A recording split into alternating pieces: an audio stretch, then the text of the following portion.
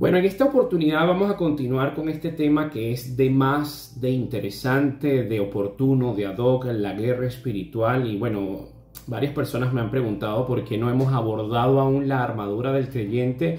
Y es porque quiero en esta oportunidad ir muy despacio y tocar áreas que están en la Escritura, que nos sirven como para profundizar en la palabra de Dios y reconocer que nosotros tenemos una lucha no contra seres humanos, no es contra sangre ni carne, sino contra seres espirituales y al mismo tiempo con una naturaleza pecaminosa caída que aún no la hemos abordado, conocida en la Escritura como la carne, porque la vamos a abordar más adelante para dar detalles importantes de este enemigo que todo momento, en todo tiempo nos está susurrando algo en contra de la Escritura.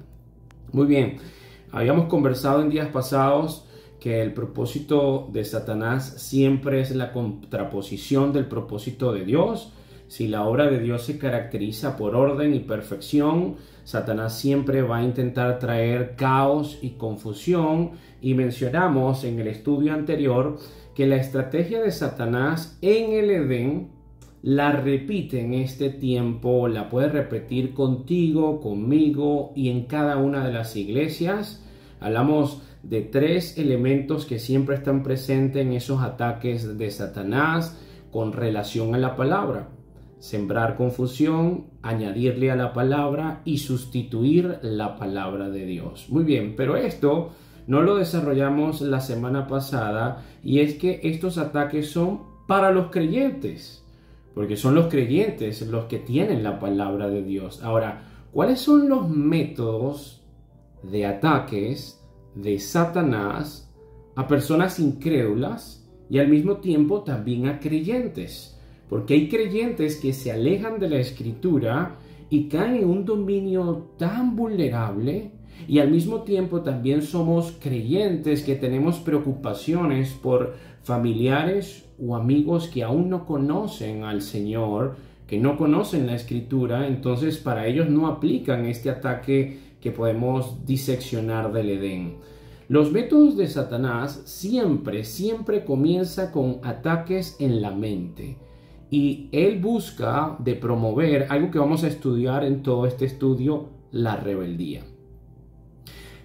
Rebelarse contra la autoridad. Y encontramos este patrón en los niños que ya empiezan a caminar, que empiezan a hablar, niños de 1 año y medio, de 2 años, de 3 años, que de forma innata se rebelan contra sus padres o contra sus autoridades. Esto no es una conducta que nosotros le enseñamos. Esto es una conducta que viene inherente en ellos. O sea que hay algo adentro que nos indica que hay un síntoma que es propensa a esa criatura pequeña, linda y hermosa a rebelarse con nosotros. Yo tengo un sobrino, se llama Lucas, no tiene ni 3 años. Y en Maracaibo es muy común decir: poneme las cosas allá. Entonces cuando él quería ponerse unas sandalias, yo le dije: ponte las sandalias.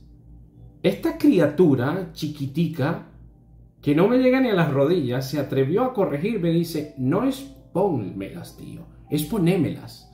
O sea, es un ataque donde yo pude ver: mira este escuincle, le decía a mi esposa, mira este chiquito, cómo se atreve a corregirme a mí, y lo que me está corrigiendo no es cierto, porque tan sencillo que tiene un lenguaje que no es el correcto, por un tema de la jerga del Maracaibo.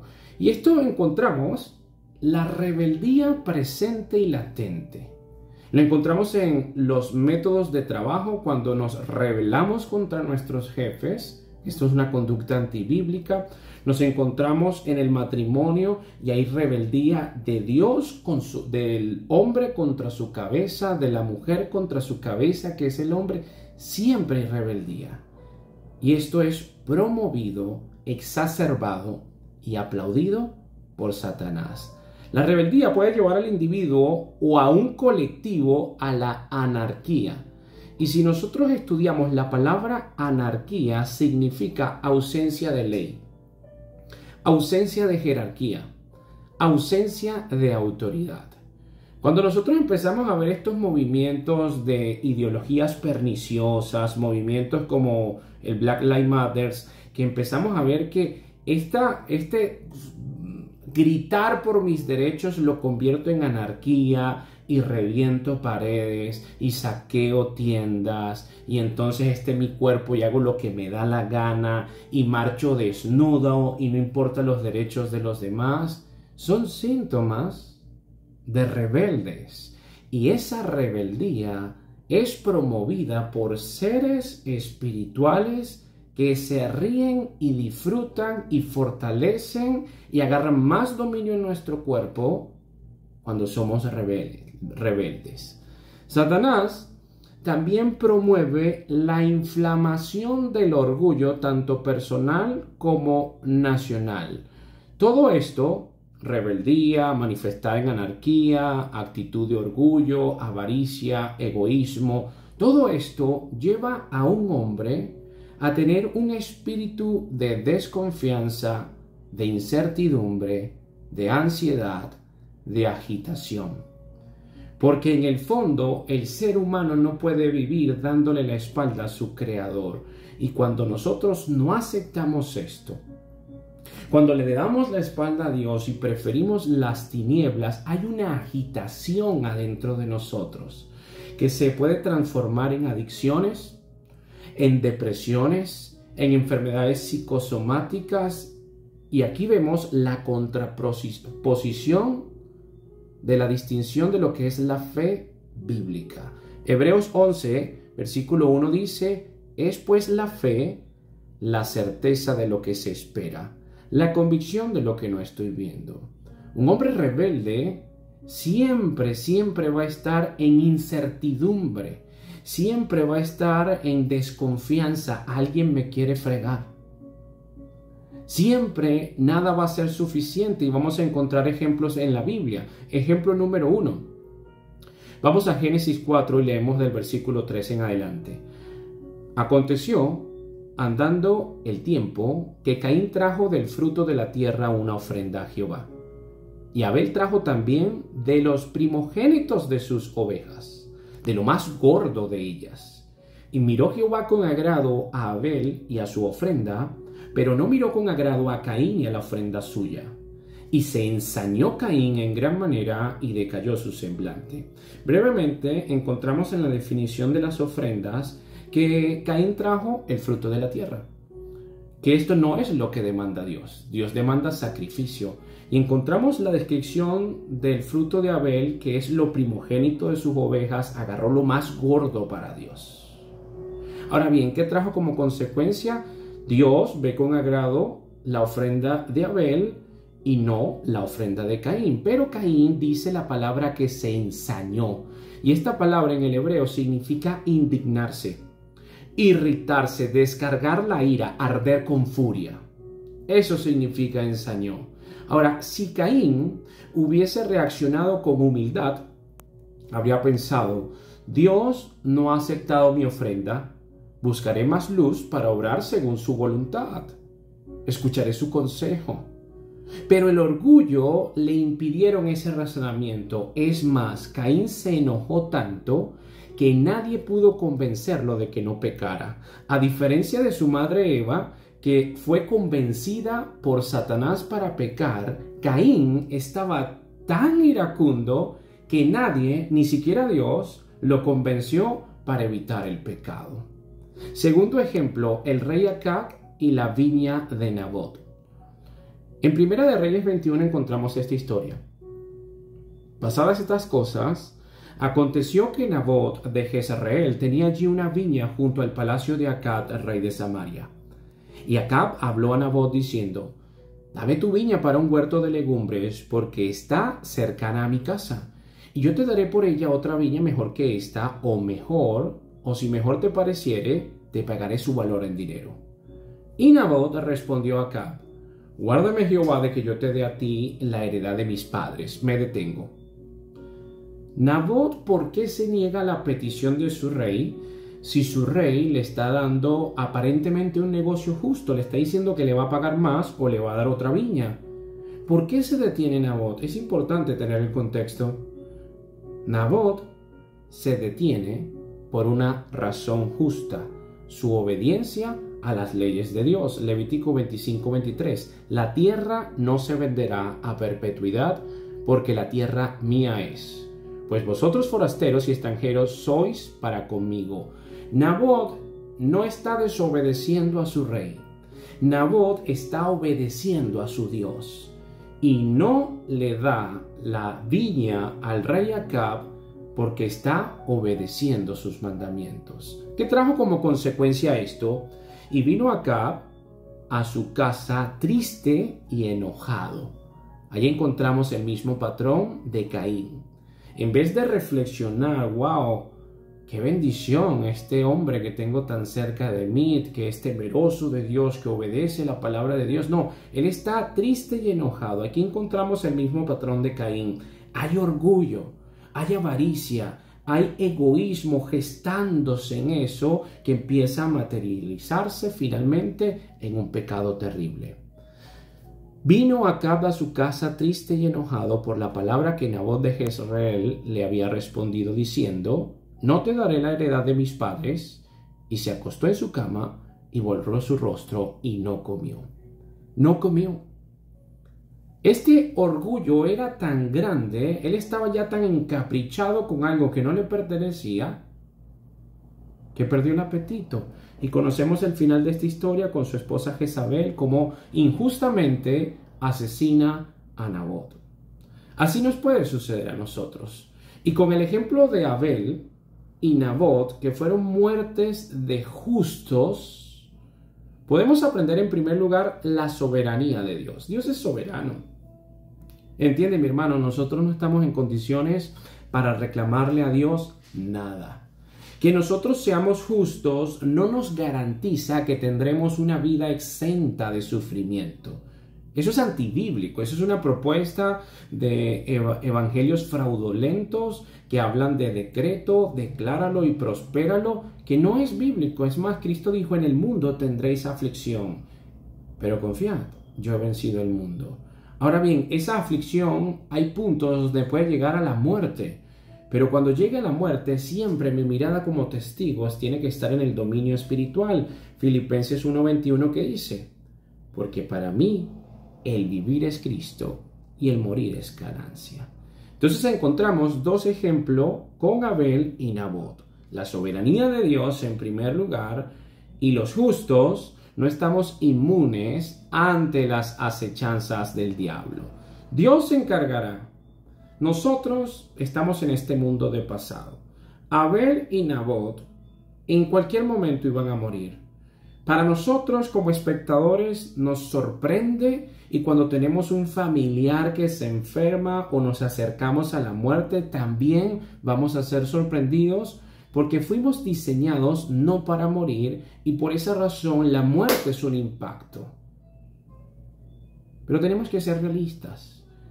En cualquier momento va a llegar esa visita de la inesperada muerte a mi vida y a los que están en mi entorno. Así que debemos de aceptar la soberanía de Dios. Él está sentado en su trono, Él es justo, mis pensamientos no son sus pensamientos, mis caminos no son sus caminos.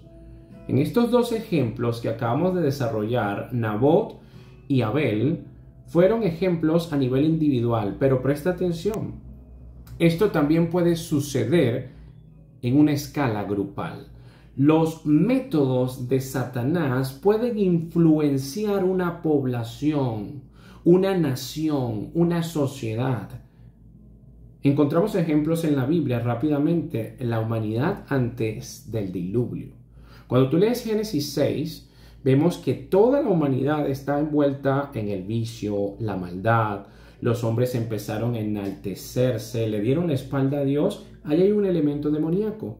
La Torre de Babel, segundo ejemplo. Esta ilustración refleja el orgullo de una humanidad caída y rebelde. Hagámonos un nombre, hagamos una torre, lleguemos a donde está Dios. Rebeldía, hay un elemento demoníaco. Y finalmente, Sodoma y Gomorra. No había ni siquiera 10 justos. Había tal perversión que querían hasta violar a los ángeles. Hay un elemento demoníaco. Y este elemento demoníaco lo vamos a desarrollar a continuación, porque el poder demoníaco en naciones o sociedades siempre va a promover la adoración. Presta mucha atención a lo que vamos a conversar para que seas confrontado y para que puedas discernir en qué sociedad estás viviendo y puedas ocupar un momento o un puesto, un lugar correcto ante esta lucha espiritual. Repito, el poder demoníaco en términos o escalas grupales siempre va a promover una adoración hacia el mal, no hacia Dios. La adoración es un culto o reverencia que se rinde únicamente a Dios. En esta adoración se expresa la obediencia y una vida dedicada al servicio del Señor. Dios prohíbe la adoración a los seres humanos, a los seres angelicales, a dioses falsos u otra criatura. Mateo 4:10. Entonces Jesús les dijo: Vete, Satanás, porque escrito está: al Señor tu Dios adorarás. Ahí está nuestra palabra. Y a Él solo servirás. Apocalipsis 14, del 9 en adelante. Apocalipsis 14 dice: y el tercer ángel lo siguió, diciendo a gran voz: si alguno adora a la bestia y a su imagen, y recibe la marca en su frente o en su mano, él también beberá del vino de la ira de Dios. Ahí está condenada claramente la adoración.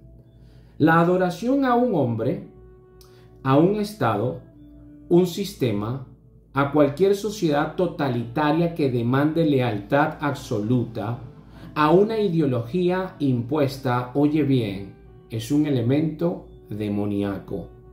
Ejemplos en la Biblia. El primer ejemplo: el rey Nabucodonosor, que se escribe o se describe en Daniel 4. Nabucodonosor no solo estaba ya hinchado de orgullo y convencido de su propia grandiosidad, sino que fue más allá. Se autoproclamó Dios y exigió que se le adorase. Fíjate en estos métodos de Satanás, como primero incentiva la rebeldía, lleva una actitud de anarquía, inflama el orgullo para finalmente esta presa sea un motivo o un enlace o un eslabón para su propia adoración. ¿Qué malévolo es esto? Segundo ejemplo, el Imperio Romano. Los emperadores eran grandes conquistadores militares, pero además empezaron a declararse Dios. Cuando tú lees la historia de la iglesia, los cristianos que se atrevían a decir Jesús es el único Señor, la palabra Señor es kurios en el griego, el que gobierna, Él es mi Señor, Él es mi único gobernador. El Imperio Romano en contraposición decía César es el Señor, Él es Dios, Él es quien gobierna. ¿Qué trajo como consecuencia? Que nuestros hermanos eran arrojados a las bestias, eran desmembrados por leones únicamente por negarse a la adoración del César. Esto es un elemento demoníaco. Y vamos a acercarnos un poco más. Indudablemente vemos también un elemento demoníaco en un sistema totalitario que no se detiene únicamente en el orden económico, sino que cree de verdad en la adoración de un Estado, donde hay repeticiones de mantras, donde hay imágenes continuas, donde se crea una religión. Ahí hay un elemento demoníaco. Tenemos que tener discernimiento dónde estamos viviendo. Tenemos que discernir los métodos de Satanás para poder enfrentarnos con Cristo. Pero Cristo nos abre las cortinas y nos revela tantas cosas para nosotros poder analizar este terreno enemigo minado, cuáles son sus estrategias, cómo ataca a los creyentes, cómo ataca a las naciones, cómo ataca a las sociedades. Y vemos en Apocalipsis 13 lo siguiente, que ya es una referencia profética al anticristo y al falso profeta. Fíjate cómo va todo llevándose a la adoración al hombre. Versículo 1, Apocalipsis 13. Me paré sobre la arena del mar y vi subir del mar una bestia, este es el anticristo, que tenía 7 cabezas y 10 cuernos, y en sus cuernos 10 diademas, y sobre sus cabezas un nombre blasfemo. Versículo 3. Vi una de sus cabezas como herida de muerte, pero su herida mortal fue sanada, y se maravilló toda la tierra en pos de la bestia. Toda la tierra se impresionó, se maravilló en pos del anticristo. ¿Qué trae como consecuencia esto? Versículo 4. Adoraron al dragón que había dado autoridad a la bestia, y adoraron a la bestia diciendo: ¿quién como la bestia y quién podrá luchar contra ella? Indudablemente un elemento demoníaco. Estamos llegando al punto de idolatría y falsa adoración que se está preparando con este método. Satanás está preparando, está ensayando en la humanidad para que esté ya preparada para adorar su obra maestra, el anticristo. Una adoración infiel, una adoración falsa. Es una atmósfera creada por Satanás. Versículo 8, Apocalipsis 13. Y la adoraron todos los moradores de la tierra, cuyos nombres no estaban escritos en el libro de la vida del Cordero, que fue inmolado desde el principio del mundo. Versículo 11. Después vi otra bestia, este es el falso profeta, que subía de la tierra y tenía 2 cuernos semejantes a los de un cordero, que hablaba como dragón, y ejerce toda la autoridad de la primera bestia en presencia de ella, y hace que la tierra y los moradores de ella adoren a la primera bestia, cuya herida mortal fue sanada. Versículo 15. Y se le permitió infundir aliento a la imagen de la bestia, para que la imagen hablase y hiciese matar a todo el que no la adorase. Si te fijas, te acabo de leer algunos versículos de Apocalipsis 13. No sé si notas la repetición de la palabra adoración, porque es a través de la adoración no fiel, la adoración infiel hacia cualquier cosa que no sea Dios, que Satanás empieza a gestar, a maquinar y a fortalecerse. Ahora bien, ya que comprendo este método de Satanás, donde comienza promoviendo la rebeldía, donde me lleva a la anarquía, donde me hace caer en un estado de orgullo, que cuando hay exhortaciones, como por ejemplo la que tuvo Caín, en vez de ser humilde, más bien me enciendo de ira. Si yo veo que esos son los métodos de Satanás, que promueve finalmente una adoración o al hombre, o a un sistema, o a un Dios falso, o a los ángeles. ¿Cuál debería ser mi actitud si detecto estos métodos diabólicos en mi vida? Porque quiero que sepas que hay muchos creyentes que no tienen tiempo de comunión con la Escritura y caen en este método. Rebeldía, anarquía, orgullo, idolatría, adoración infiel, apostasía, falsos testimonios, perversión del evangelio, etcétera, etcétera. Hermano, debemos entrar en sumisión urgentemente. Someterse significa reconocer que estamos bajo una autoridad y obedecer mi autoridad. Hay que comprender esto. Por ejemplo, Efesios 1, del 20 al 22 dice: la cual operó en Cristo, resucitándole de los muertos y sentándole a su diestra en los lugares celestiales, sobre todo principado y autoridad y poder y señorío y sobre todo nombre que se nombra, no solo en este siglo, sino también en el venidero. Presta atención, versículo 22. Y sometió todas las cosas bajo sus pies, y lo dio por cabeza sobre todas las cosas a la iglesia. Cristo es mi cabeza.